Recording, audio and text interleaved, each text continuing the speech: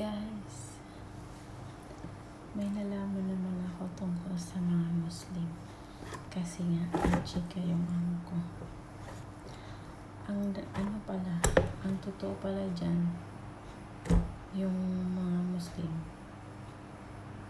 pwede sila mag-asawa na kahit na ilan. Pero, ang ang totoo pala is, pwede sila mag-asawa ng kahit na ilan. Kung ang unang asawa ay walang anak, pwede mag-asawa ulit.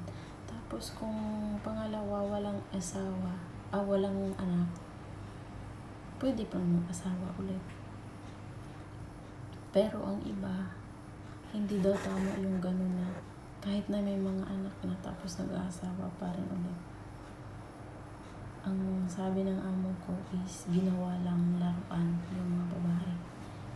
Kahit na may mga anak na kasi sa asawa ko. Hindi daw yung ganyan. Ang totoo daw yung nasa mga Quran is pwede mag-asawa na kahit na ilan, pero yung walang mga anak, yung lalaki na gustong magkaano. Kaya pwede silang maghanap ulit ng lalaki na pangasawa nila. Yun yung ang sabi niya. Ang totoo talaga walang daw yung Quran. Hindi daw may basta lang gusto mag-asawa. Kaya ganyan na kahit na may asawa na sila, tapos may mga anak na nag-aasawa ulit, ang ginawa nila parang kung bagong ginawang laruan yung mga babae. Ang gusto lang nila. Pero hindi daw yung tama. Hindi daw yung kasi yung ko, teacher pala ng religion nila. Kaya alam mo yung mga nakasulat sa Quran. Kaya hindi ko alam kung ewan ko lang kasi hindi naman kasi ako Muslim. Kaya sabi lang niya, chikadora ko amo, ganun siya.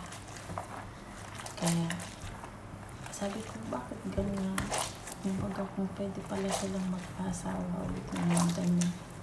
Pero hindi pala. Kapag walang asawa walang mga anak yung mag-asawa, pwede mag-asawa ulit yung lalaki. Tapos kung wala pa rin, ganun pa rin, pwede para maghanap ang babae na magkakanak. Ganun daw yung nila. Pero yung iba, hindi na nila ginagamit sa Quran. Kapag gusto lang nila mag-asawa, kahit na may mga anak nila, tapos gusto pa rin nila mag-anak. Pero, hindi daw yung tama. Sabi ng amo ko. Diba?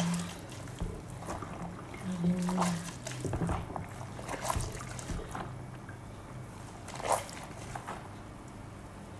Tagal kong hindi nagawa ng video.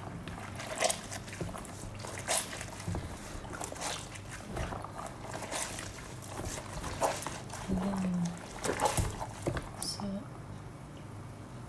bye! Yun lang yung mga chika-chika.